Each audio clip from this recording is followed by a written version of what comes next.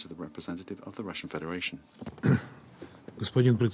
Mr. President, Minister Gaffin, we are pleased to see you presiding over the Security Council. We are pleased to welcome the President of Palestine, Mr. Mahmoud Abbas. We thank the Secretary General for his statement. We are grateful to the Special Coordinator, Nikolai Mladenov, for the report on the situation in the occupied Palestinian territories. We welcome the Secretary General of the League of Arab States, Mr. Gate. The Russian Federation is firmly convinced of the following. We have stated this consistently, that the lack of a resolution to the Palestinian issue remains among the key factors causing instability in the Middle East. This fuels extremist and radical sentiment, and it stokes overall disaffection on the Palestinian and Arab street.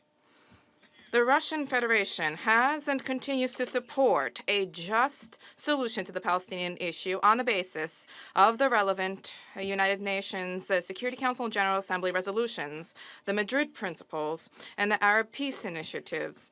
These provide for the creation of an independent, sovereign, territorially contiguous Palestinian state within the 1967 borders, with East Jerusalem as the capital, coexisting in peace and security with Israel.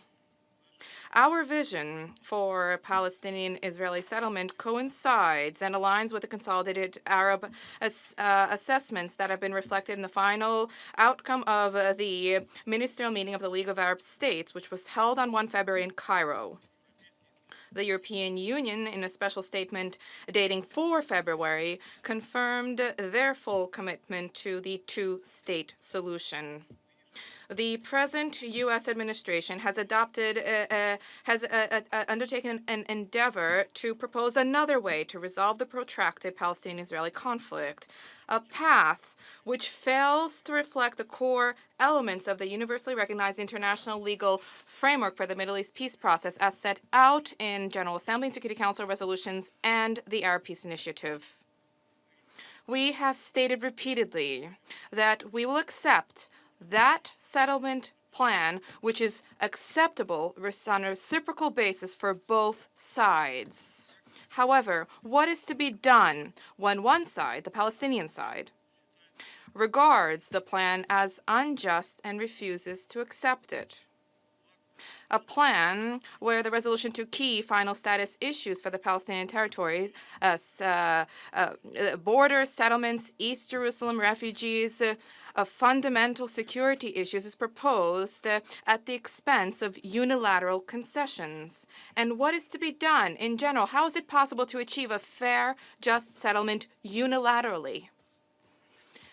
Incidentally, given the current circumstances, there is a silver lining, one silver lining, and that lies in the fact that presently the Palestinian problem that has over the course of many years been relegated to the backdrop due to the prolonged anticipation of the presentation by the United States of their Middle East initiative amid turbulence in the Middle East is once again in the international spotlight.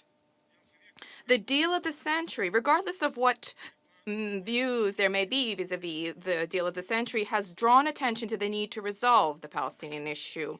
However, we are convinced of the following. There is a need to that end to ensure that there be cohesive action on the part of the international community to formulate a just and long-term Middle East settlement.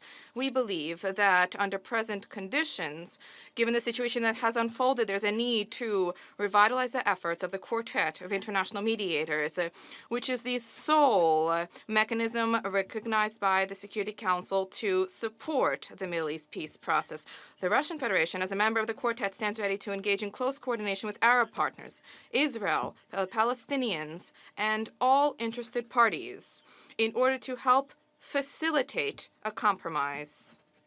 And what is all the more relevant under these circumstances is the question of unifying and strengthening Palestinian ranks to uphold the shared national interests of the Palestinian people. The Russian Federation has been undertaking efforts to restore Palestinian unity, and we welcome the efforts undertaken by our Egyptian colleagues to that end.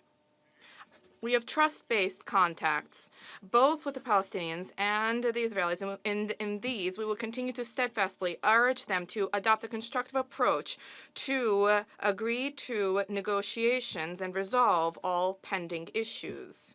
We have drawn attention to the fact that despite the differences of view, both President Abbas and the Permanent Representative of Israel, Danny Danon, today spoke of the need for negotiations. And we should like to see here an opportunity for progress and advancement of Middle East settlement to achieve a just solution. In this context, what remains on the table is a proposal to propose the Moscow platform for direct negotiations without preconditions between the leadership of Israel and Palestine. Thank you.